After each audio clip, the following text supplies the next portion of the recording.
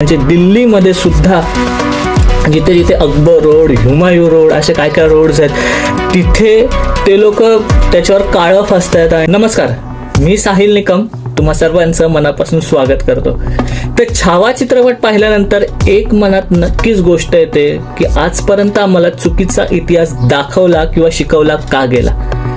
जर का तुम्ही पाहिलं तर छत्रपती शिवाजी महाराजांचं जे इतिहास होता, छत्रपती संभाजी महाराजांचा इतिहास होता, तो पुस्तकात सुद्धा खूप कमी दाखवला गेला. त्यामुळे आपल्यासारखी मुलं किंवा अनेक मुलं ह्यांना खूप कमी इतिहासाची माहिती मिळाली. आपल्याला जे शिकवलं गेलं ते अकबर, हुमायूं, शहाजहान, औरंगजेब ह्यांचा जो इतिहास होता तो का शिकवला गेला, आपण त्यातनं काय शिकलो आणि त्यातनं आपल्याला काय शिकायला मिळालं आणि आपल्या देशाबद्दल काय कळालं, हा प्रश्न नक्कीच पडतो. जर का आपला छत्रपती संभाजी महाराज किंवा छत्रपती शिवाजी महाराज यांचं जर का शौर्य, बलिदान दाखवलं असतं तर नक्कीच आपल्यापैकी भरपूर मुलांना खूप मोटिवेशन मिळालं असतं आणि खूप इतिहासाची जाण झाली असते असं मला वाटतं आणि आपण काहीतरी अजून वेगळं करू शकलो असं मला कुठेतरी कोपऱ्यामध्ये वाटतं.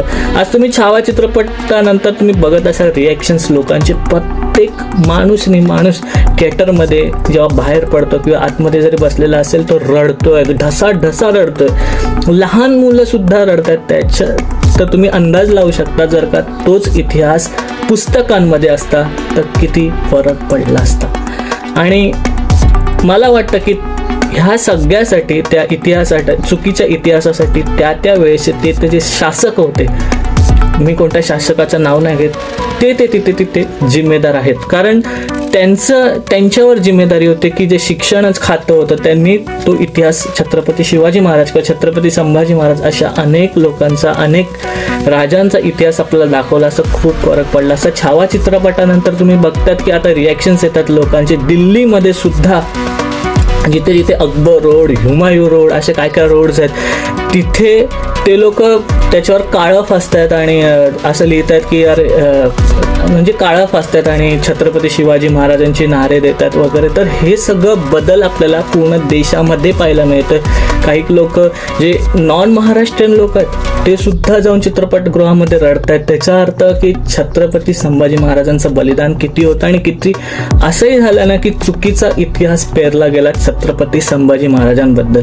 म्हणजे तुम्ही आजचा जो विषय आहे न्यूजवरती जो ट्रेंडिंगला की छत्रपती संभाजी महाराजांबद्दल विकिपीडियावरती खूप चुकीचं लिहिलं गेलं आणि त्याच्यामुळे पुढे जो इतिहास आहे त्याच्यामुळेच नाही पण इतिहास सगळा चुकीचा पोहोचला आणि आता ते विकिपीडिया हटवण्यात आलं. त्यामुळे मी म्हणेन की जे सरकार आहे त्यांना धन्यवाद देईन की तो विकिपीडियामधला तो जो भाग होता तो वगळण्यात आला. कारण तेच वाचून मग पुन्हा ते सगळं पोचलं असतं तर ते चुकीचं ठरलं असतं छत्रपती संभाजी महाराजांबद्दल. आणि अनेक असे लेखक सुद्धा होते काही जो रेफरन्स घेऊन चुकीचा इतिहास त्यांनी दाखवला, नाटकांमध्ये असेल किंवा कशामध्ये, तर तेही खूप चुकीचं होतं मला वाटतं. आणि इथून पुढे हा खरा इतिहास दाखवा, छत्रपती संभाजी महाराजांचा असेल किंवा छत्रपती शिवाजी महाराजांचा असेल.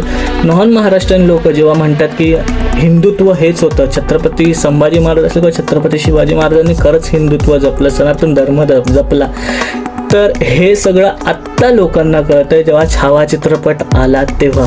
पण जर का ह्या आधीच जर का असे पिक्चर किंवा असा एखादा इतिहासामधले पुस्तकामध्ये इतिहास जर का असतात तर किती फरक पडला असता.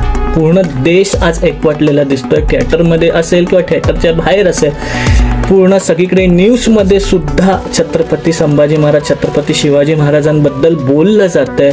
आणि एक मराठी माणूस म्हणून खूप गर्व वाटते. पण ॲट द सेम टाइम जो इतिहास जर का चुकीचा दाखवलेला असता तर किती फरक पडला असता हे आज कुठेतरी मनात एक म्हणतात ना की ती खुमखुमी वाटते मनाला की नाही यार, इतिहासात जो परफेक्ट इतिहास होता तो दाखवला गेलाच पाहिजे होता. तर ते जे झालं ते झालं. आता आपण आपल्या मुलांना किंवा आपल्या आईवडिलांना तो छावा चित्रपट दाखवावं किंवा जर का तो चित्रपट नाही दाखवता आला, जे पुस्तकांमध्ये छत्रपती शिवाजी महाराज, छत्रपती संभाजी महाराजांचा इतिहास ती पुस्तकं वाचा. आणि मी सरकारला सुद्धा माझ्या यूट्यूब चॅनलकडनं विनंती करेन की इतिहासाच्या पुस्तकात जास्तीत जास्त छत्रपती शिवाजी महाराज आणि छत्रपती संभाजी महाराजांचा जो इतिहास आहे तो दाखवण्यात यावा. मध्ये असंही झालं होतं की वगळण्यात आला होता पुस्तकांमधनं काही भाग. तर असं न होता ते अजून धडे, अजून बलिदान जे आहे ते दाखवण्यात यावे. खूप लढाई आहेत, खूप बलिदान आहेत.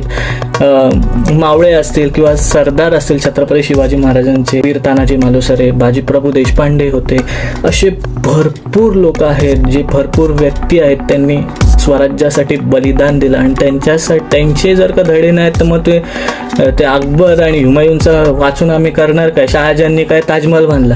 आम्हाला त्या ताजमहलशी काही घेणं देणं नाही. आम्हाला घेणं देणं आहे ते आमच्या महाराजांच्या किल्ल्यांशी, आणि त्यामुळेच आम्ही इथे आहोत. आणि छत्रपती शिवाजी महाराजांमुळेच आमचा महाराष्ट्र आहे, इनफॅक्ट देश आहे. आणि छत्रपती शिवाजी महाराजांमुळेच आज देवसुद्धा आपले मंदिरात आहे असं म्हणायला हरकत नाही.